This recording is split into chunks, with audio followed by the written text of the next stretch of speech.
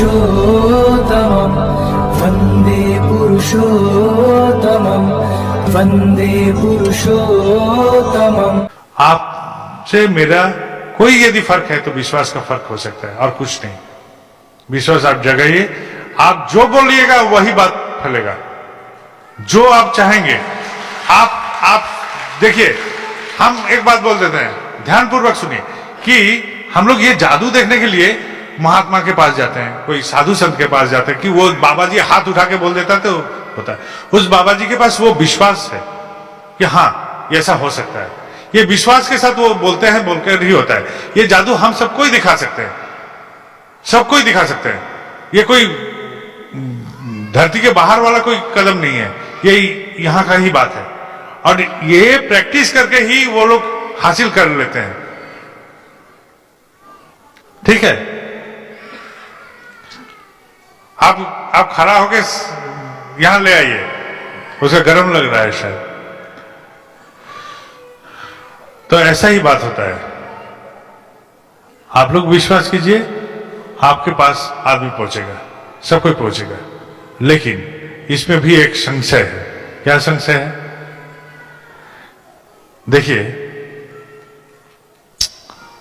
एक लोमड़ी एक टीले के ऊपर खड़ा था, दिन ढल रहे थे, तो उसका साया बहुत लंबा सा दिख रहा था। तो लोमड़ी अपना साया देख के सोचा, अरे मेरा साया इतना बड़ा है तो मैं कितना बड़ा हो जाऊंगा। ये सोच के उसने क्या किया, लोमड़ी ने देखिए हम ताकतवर हैं, इतना बड़ा साया है, तो एक शेर जा रहा था, उसके साथ झगड़ा मोड़ लिया। शेर ने बहुत देर तक सहा, तो 2 थपड़ा मारा तो लोमड़ी वहां खत्म हो गया। तो हम लोग जब ठाकुर जी को लेके चलेंगे तो ऐसा हो सकता है कि हमारा साया भी बहुत बड़ा दिखना शुरू करता है, लेकिन मैं हूं लेकिन वही 3.5 हाथ वाला आदमी। ठीक है, भ्रमित मत होइए, कभी भी नहीं। हमको भगवान बनाने वाला बहुत आदमी मिलेगा, हमको शैतान बोलने वाला भी बहुत आदमी मिलेगा। घबराइए नहीं, आगे बढ़िए, जाजन कीजिए। बाबा आप लोग के पास एक आवेदन भेजे हैं। आवेदन ये है कि आप लोग बहुत सारे दीक्षा दिलवाइए। दादा लोग, माँ लोग, जो लोग हैं ऋतिक लोग, जो लोग ऋतिक नहीं है आज दीक्षा ले रहे हैं, वो भी जाजन कीजिए। ठाकुर जी के बात को फैलाइए समाज में, और बाबा को खबर दीजिए कि हाँ ऐसा हुआ है। ठीक है, असंभव सोचिएगा तो कभी नहीं होगा। एक ननी का घड़ा था, 2 ननी का घड़ा था, ढक्कन नहीं था, भूल गया था। अब 2 चूहा उस पर कूद गया, बहुत ननी था, उसको पी लिया और फूल भी गया। अब फूलने के बाद निकलने के जब क्रम आए तो वो उठ रहा था और गिर रहा था, उठ नहीं पा रहा था। तो एक ने सोचा मैं जो पी लिया हूं वो अमृत लेकर ही यहीं से गुजरता हूं, वहीं डूब गया, मर गया।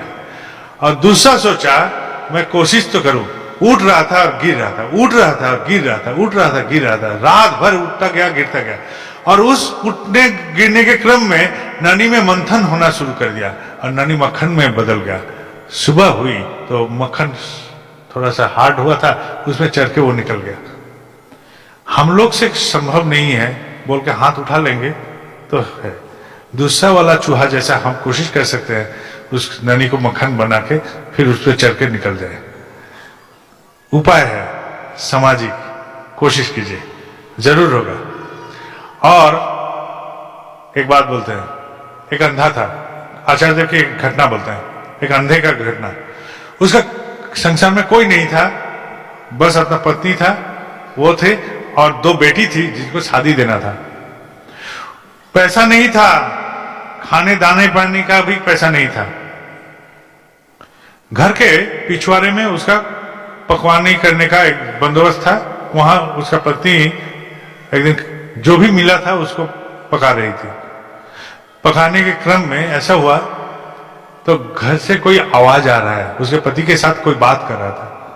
तो पति के साथ जो बात कर रहा था, पति अंधा था, तो देखा खिड़की से कि बहुत सुंदर एक मनुष्य खड़ा है वहां, और पति को क्या क्या सब बोल रहे हैं।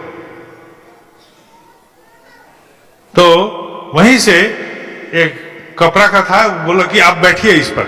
बोले खिड़की से हाथ ऐसे घुसाया तो वो आदमी गायब हो गया। तो पति से पूछा कि क्या वो आदमी कौन था? बोले क्या मालूम, नहीं मालूम, लेकिन वो आदमी हमको बोला कि तुम काम शुरू कर दो। वो क्या करता था, गगरा बनाता था, वो डिजाइन वाला गगरा होता था। हाँ, हम लोग कांसा बोलते हैं बंगला में, तो शायद आप लोग भी कांसा ही बोलते हैं। तो कांसे के गगरा बनाता था डिजाइन वाला, तो वही बनाना शुरू कर दिया। अंधा था लेकिन काम जानता था, उसी से बनाते गया, बहुत बिक्री हो गया। दोनों बेटी का भी शादी तैयार हो गया, दोनों बेटी का भी शादी हो गया।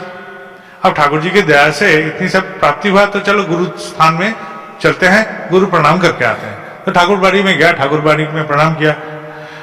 नाट मंडप के पास आके वो लोग खड़ा था, तो आश्रम का एक मास्टर जी वो जाए, देख रहे हैं कि दोनों रो रहे हैं। बोले क्यों रो रहे हैं? तो वो आदमी बोला मैं अंधा हूं, मुझे मालूम नहीं, लेकिन ऐसा ऐसा घटना हुआ था, कोई मेरे घर में आए थे, ऐसा ऐसा बोला, तो मेरा पति उसका चेहरा देखे थे, वही बैठे हुए हैं, ऐसा बोला। कि आचार्य देव शायद उनके घर में गए थे कि नहीं मालूम नहीं, लेकिन उनको तो एहसास हुआ कि हाँ वो गए थे। दया हुआ कि नहीं मालूम नहीं, लेकिन वो तो कर्म में संयुक्त कर दिए उन लोग को कि उन लोग को बेटी का शादी हो गया, वो लोग खुद अपने जीवन को आगे बढ़ा सकते हैं। दया ऐसे नहीं आएंगे, दया कर्म के माध्यम से उत्थान होता है। जैसे सलाई में आग नहीं रहती है, सलाई में आग रहती है नहीं रहते, आग को घसीए तो उसमें दया का उत्थान होता है। जिंदगी में दया का उत्थान कीजिए, एहसास कीजिए, ठाकुर जी को सब महसूस कीजिए। आज हम हैं, कल आप लोग रहिएगा इधर। इस बात को यदि थोड़ा सा भी आपका जहन में, आपका मन में कुछ असर होगा, आप लोग कोशिश कीजिएगा, तो समझेंगे ये बात बोलना मेरा सार्थक हुआ। जय गुरु। अभी हॉल छोड़ने का टाइम हो गया, क्योंकि 1 बजे हॉल से 5 मिनट अधिक हो गया। आप लोग, हम गए थे छतरपुर में, ये बात भी सुन के रखिए। छतरपुर एक उड़ीसा का बॉर्डर में एक मंदिर है। उस मंदिर में जब गए तो मंदिर में रात में हम घूमने गए थे। उस मंदिर में मेरे साथ एक घटना भी हुआ था कि बाबा को खिचड़ी खाने का इच्छा हुआ। तो बाबा के साथ बहुत सारे आदमी थे, हम कभी खाना पकाते नहीं है, तो उस दिन हम सबका खाना पकाए थे। तो हम उस दिन खाना पकाए थे उस दिन। तो रात में हम देखने गए थे क्या हो रहा है, तो नीचे जाके देखे सब मंदिर के जो भक्त आए थे, मंदिर में जूता का क्रम जो सजा के रखे हैं उस गांव में, एकदम इंटीरियर गांव, सब कोई जूता एकदम समेट के सजा के रखे। वाह, ये जूता रखने का क्रम देखकर भी तो प्रेरणा मिल सकता है कि हाँ, ये आदमी लोग समझता है कि कैसे रखना चाहिए जूता। तो ये लोग ठाकुर लेकर बहुत आनंद में रह सकता है। हम गए थे बाबा के साथ एक बार। आप लोग जानते हैं इस प्रसंग नाम का बौद्धा के साथ कम्युनिकेशन कन्वर्सेशन का जो ये होता है, उस कन्वर्सेशन का जो लिखित लेते थे कृपा सिंधु रक्षित और श्याम सुंदर रक्षित। तो कृपा सिंधु के गांव में मंदिर हुआ था बौद्धा की इच्छा से।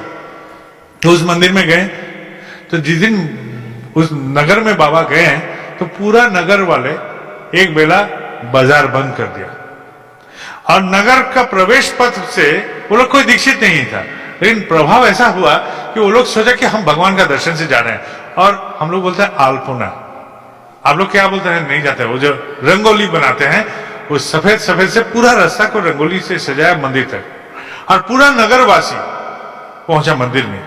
एक भी शोर नहीं, एक भी शराबा नहीं, अधिक्षित प्राण, नियंत्रित। वैसा करके वो लोग एक एक करके आए, बाबा को प्रणाम किया और निकल गए। वॉलंटियर का भी आवाज नहीं था, उतना सहस्र आदमी वैसा वैसा निकल गया। आप लोग इतने सारे हैं, कोशिश कीजिएगा वैसा करके निकलने का।